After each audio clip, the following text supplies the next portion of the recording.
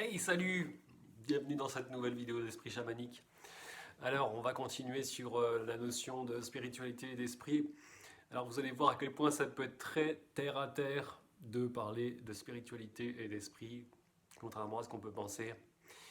Il n'y a pas de séparation entre les deux, en fait, hein, entre esprit et matière. Ce ne sont que deux faces qui sont finalement deux aspects qui sont à la fois complémentaires et bon, on pourrait dire opposés, mais sans perdre non plus l'idée qu'il n'y a pas de position comme entre le bien et le mal.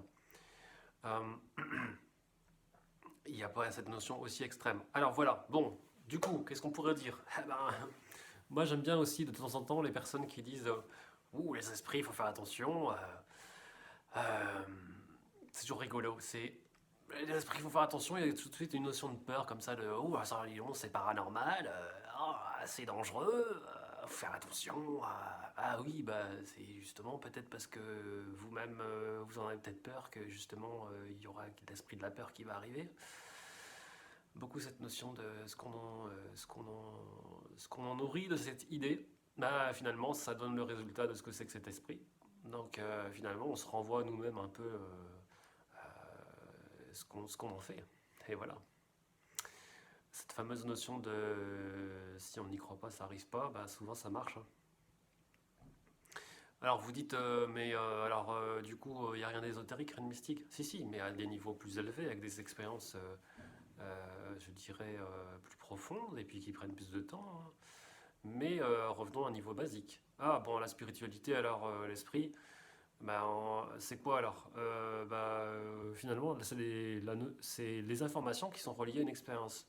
Donc, par exemple, je suis en train de faire quelque chose, bah, tout ce que je nourris avec mon esprit en faisant cette expérience, bah, en fait, bah, c'est ça aussi l'esprit. Voilà.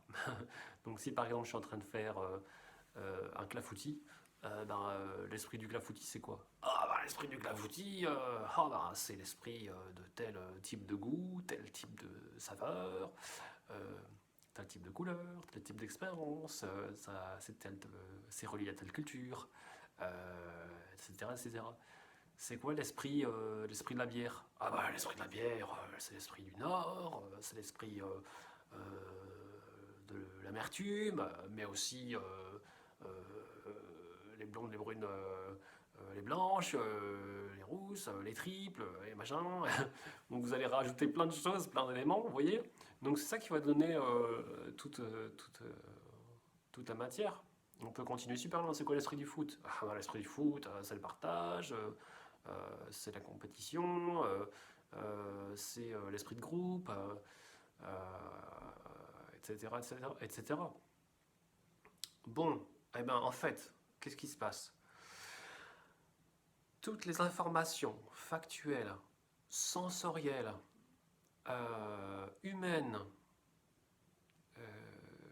je dirais émotionnelles, euh, oui, à peu près tout ça constituent en fait les informations de cet esprit. Donc là, en l'occurrence, l'esprit et l'état d'esprit, c'est la même chose en fait, hein. Donc quand je suis en train de faire une activité, quand je suis en train de faire du foot, bah, je nourris quelque part l'esprit du foot. Alors je nourris l'esprit du foot parce que je suis en train de faire du foot, mais en même temps, je fais du foot avec un tel type d'état d'esprit. Donc ça vient nourrir aussi cette notion d'esprit. Notre propre état d'esprit nourrit aussi l'esprit de ce que nous faisons. Vous voyez?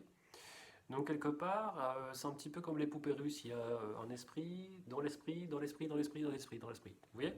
Tout ça, ça contribue à des notions qu'on voit, alors à des niveaux bien plus avancés, les notions d'égrégore. Mais je ne vais pas vous embêter avec ça. Donc voilà, c'est aussi simple que ça. Il n'y a pas besoin d'aller dans du mystique, de l'ésotérique, du paranormal ou je sais pas quoi pour parler de spiritualité. Ça peut être très terre à terre. Simplement, l'esprit de. Regardez, par exemple, il n'y a pas longtemps, je me suis remis au roller. Bon, alors, ça va être plus facile pour moi pour vous en parler parce que prendre des exemples qui ne sont pas les miens, bon, dur, dur. Voilà, alors le roller, bon, bah, c'est quoi l'esprit du roller? Ah, bah, c'est l'esprit du sport de glisse, c'est l'esprit de la légèreté, c'est relié à l'esprit de l'air, et en même temps à l'esprit de la terre. Ça fait la passerelle entre les deux. mais c'est un petit côté comme si on était en train de voler quand on roule. Et puis, bah, c'est l'esprit de la liberté. L'esprit de la liberté, parce que quelque part, on peut rouler plus ou moins où on veut en ville. Et puis, on peut passer du trottoir à la rue. C'est l'esprit de l'esquive, c'est l'esprit des figures, c'est un esprit artistique, c'est un esprit de vitesse, lié à la vitesse.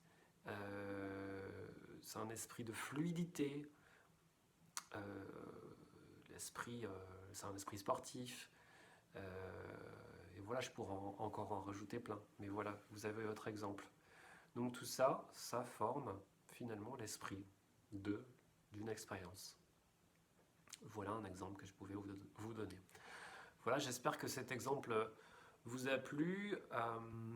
J'apprécie beaucoup vos retours, je vous remercie énormément. Ça me fait vraiment chaud au cœur. Merci pour votre soutien.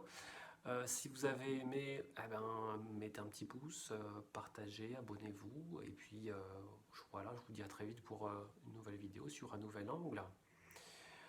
Voilà, portez-vous bien et à très vite. Ciao, ciao.